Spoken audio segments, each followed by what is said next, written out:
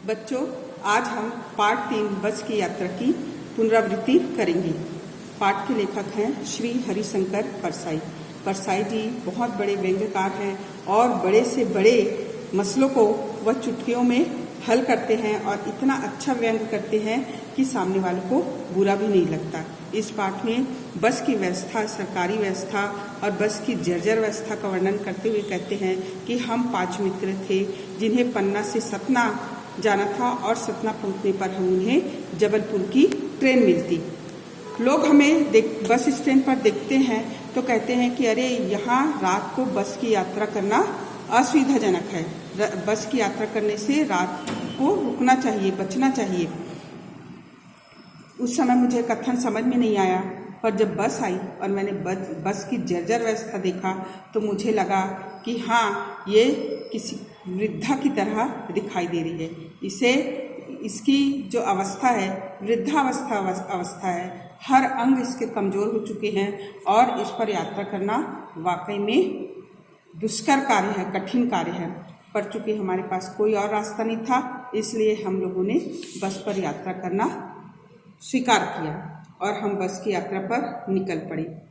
बस जैसे ही स्टार्ट हुई ऐसा लगा कि पूरा बस हिल रहा है।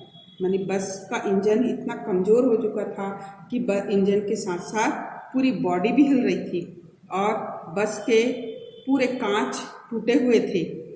सब सीट जो है अपनी अपनी जगह पर हिल रही थी और उसमें बैठना एकदम कष्टप्रद था, क्योंकि सीट की जगह वहाँ कुछ भी नहीं था। कुछ था तो वह आरामदायक नहीं था। इस तरह हमने बस में बैठी और बहुत देर होने पर हमने उस बस के हिस्सेदार से पूछा कि ये बस चलेगी भी या नहीं, क्योंकि इसके शीशे नहीं हैं, इसके हॉर्न नहीं है, इसके सीट झरझर है, कांच टूटे हुए। तो बोलते अरे भैया, आप चलेगी की बात करते हो, ये तो दौड़ेगी। और गाड़ी स्टार्ट होने के बाद, पूरी गाड़ी हिलने के बाद जब गाड़ी धीरे धीरे धीरे आगे बढ़ी तो हमें कुछ राहत महसूस हुई। अब गाड़ी जो है गांधी जी के असहयोग आंदोलन और अवज्ञा आंदोलन की तरह अपना काम किए जा रही थी। गाड़ी की स्पीड 20 से 30 मीटर की थी, उसकी किलोमीटर की थी, 20 से 30 किलोमीटर की थी और गाड़ी बहुत रेंगती चल रही थी। वह थोड़ी दूर चली होगी कि गाड़ी बंद हो गई। लोगों ने पूछा क्या हो गया, तो बोले कि पेट्रोल की टंकी में छेद हो गया है। तो बोले अब जब इंजन में पेट्रोल नहीं पहुंचेगा तो हम अपने गंतव्य तक कैसे पहुंचेंगे। तो देखते क्या है कि ड्राइवर एक बाल्टी लेके आया और पेट्रोल की टंकी से बाल्टी में पेट्रोल निकाल लिया और एक पाइप लगा दिया, जो पाइप इंजन तक पेट्रोल सप्लाई करने लगी।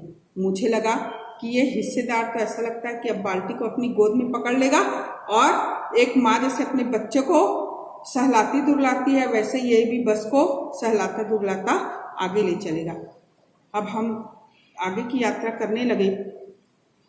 जैसे जैसे हम आगे बढ़ते जाते हमें लगता कि हमारी यात्रा बहुत ही कष्टप्रद है। क्यों कि बस जो है एकदम खचाखच भरी हुई थी। उसकी हालत ऐसी थी जैसे किसी वृद्ध से जबरदस्ती कार्य कराया जा रहा है। उसकी जैसे वृद्ध की आँख कमज़ोर हो जाती है, वैसी उसकी एक लाइट आगे चलने पर बंद हो गई। और जब हम 15-20 किलोमीटर दूर आगे गए तो बस जो है वो चलना ही बंद हो गई, उसकी टायर ही पंक्चर हो गई। बोले अब क्या करें। चूँकि गाड़ी बहुत कम स्पीड में थी, इसलिए थोड़ी सी गाड़ी हिली डुली और रुक गई। और अगर मान लो तेज़ रफ्तार में होती तो सब यात्रियों का क्या हाल होता वो ईश्वर ही जाने। मैं तो उस हिस्सेदार को बधाई देता हूँ जो कि इतनी बड़ी कमजोरी बस की और इतने टायर के घिसे पीसते हालत को जानते हुए भी अपनी जान हथेली में लेकर यात्रा करता है। मैं दुहाई देता हूँ ऐसे भागीदार को, ऐसे उसके संघर्ष को, ऐसे उसके उत्साह को और ऐसे उसकी दिलदारी को कि वह इतना जोखिम उठाकर यात्रियों को यात्रा कराता है।